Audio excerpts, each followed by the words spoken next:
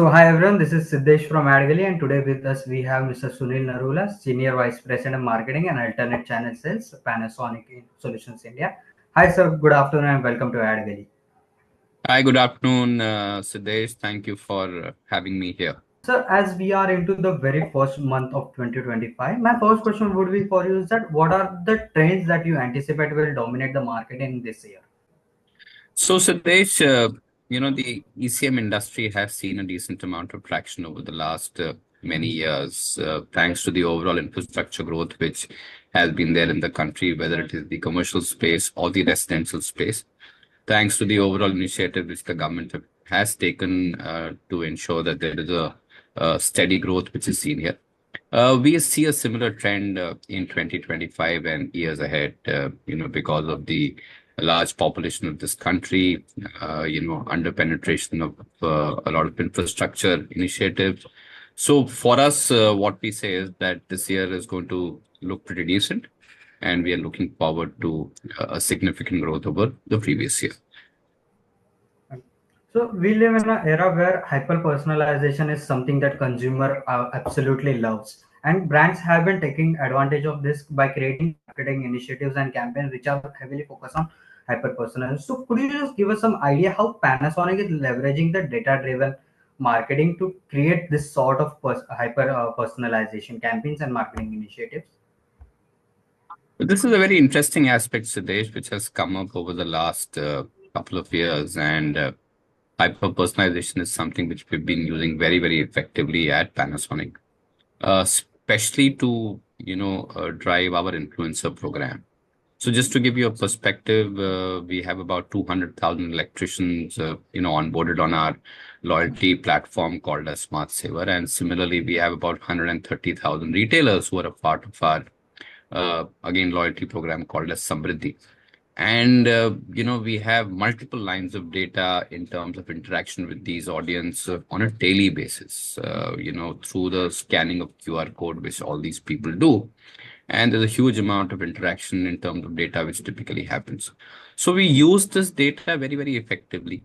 And in order to communicate the benefits of our program, in order to ensure that our influencers engage with us more regularly, are loyal to our brand, hyper personalization role method in communicating with them. It is, sharing information about their tier status for the loyalty program, or giving them information about specific campaigns which we are running. So we are able to very well slice and dice the data and use hyper localization or hyper personalization to ensure that it reaches to the right kind of people. Consumers are quite engaging with both platforms, that is online digital as well as the traditional that we see the OH, print media and all those. So how Panasonic is incorporating both these platforms to give a seamless experience for the consumers? See, while the new age media of digital and within digital, as we just discussed about hyper personalization and localization, is something which is obviously moving at a much faster pace in terms of its growth. And more organizations are looking at, especially the ones which are evolved, on the online space and using e-commerce and quick commerce very effectively for the business. However, at the same time, we can't neglect the role of the offline medium, which is typically our television, out of home, print, and radio. And for any organization, of our size or of our scale, and which has a certain amount of balance between online and offline business, it's very important that both the styles of communication stay together and complement each other. So on one side, we've been effectively using offline, traditional medium, and ensuring that we get brand visibility, we get top of mind awareness, which would drive consideration and, people promoting our brand. On the other side, we use effectively digital medium to ensure that we are able to communicate with our influencers, more directly in a shortest period of time and more effectively, so that there is a higher ROI for all the spends which we are making. So you just said that Panasonic has been on the both end of the spectrum, that is the digital as well as the traditional. So could you just give us some overview of the evolution of ad spends at Panasonic for past few years? So Panasonic has been a steady advertiser over the last many years, and especially in the ECM space. Uh, Typically, our spends have ranged between 2.5% to 3% of our overall sales revenue, and we've been able to maintain a healthy mix of both the traditional medium as well as the digital medium. Yes, over the last 3 to 4 years, the overall contribution of the new age advertising through digital has definitely increased in terms of the percentage of money which we allocate here. You just spoke sometime back. The Panasonic has been had a strong retail partnership. So could you just give us some insight into the initiatives and programs that Panasonic for past few years is planning to do to create that the strong partnership with retailers and consumers? So, Anchor, which is a part of the Panasonic group, is a 60-year-old brand and has been entrenched in the retail market in the electrical space. We are leaders in multiple categories in the ECM space, and we have been the pioneers in terms of driving retail presence over the last six odd decades. However, with the with newer age brands coming in with renewed competition, with more and more focus on more organized way of selling, we have actually started our initiative of creating a loyalty program for our retailers. This loyalty program is called as Retail Samriddhi Program, and this is something which has been there in operation for almost 1.5 years now, and is a very effective program to engage with our retailers on a day-to-day basis. It has really helped us in improving our interaction with them. It has helped us in communicating the benefits to our retailers directly. It has helped us in ensuring that the benefits, which typically were earlier passed on through our distributors to the retailers, now as an organization, we are able to pass on the benefits to the retailers directly. So I think over the last 1.5 years, we have gained a lot through this loyalty program, and we are quite confident that over the next couple of years, this program will also strengthen and will ensure that we have a much better connect with our retailers as against what we used to have a couple of years back.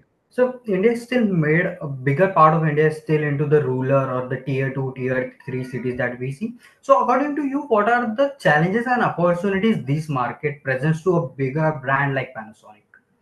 I think huge level of opportunities, lesser number of challenges, I would say. Opportunities are typically coming in from more awareness of consumers in these markets, tier two, tier three, tier four, in terms of what kind of products are available. And thanks to the digital world and thanks to e-commerce, where consumers are able to get more and more information about the new age products, which typically were being sold in the urban markets earlier. So that has really helped us in these consumers, harping onto the trends and looking at products which are more premium in terms of their class, in terms of their, quality. And we are seeing a very good growth coming in from these smaller or tier two, tier three markets.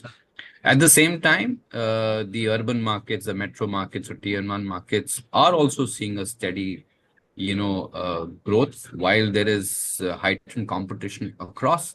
But because of our strong presence and strong network, which we have of our channel partners and retailers, as a brand, we've been able to maintain our growth over the last many years. So Panasonic has been the leader of the market for quite a decade now. So they have seen quite the trends and behavioral shift of the consumer. So could you just give us the overview of the consumer behavioral shift in past couple of decades?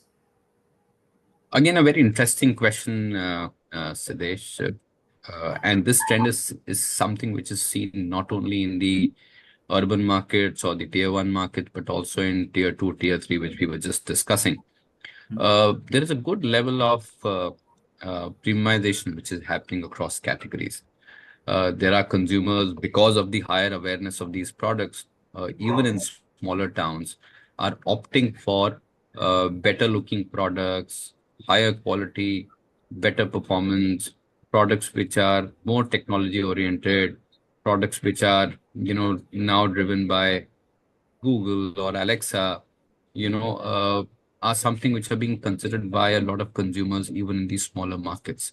At the same time, thanks to the overall higher awareness in the urban markets or metro cities, you can see a much better traction which is happening, in the premium products. Consumers are more and more looking at, especially for our category, which is in the ECM space, consumers are more and more looking at, matching these products with the aesthetics of the house which they're doing up.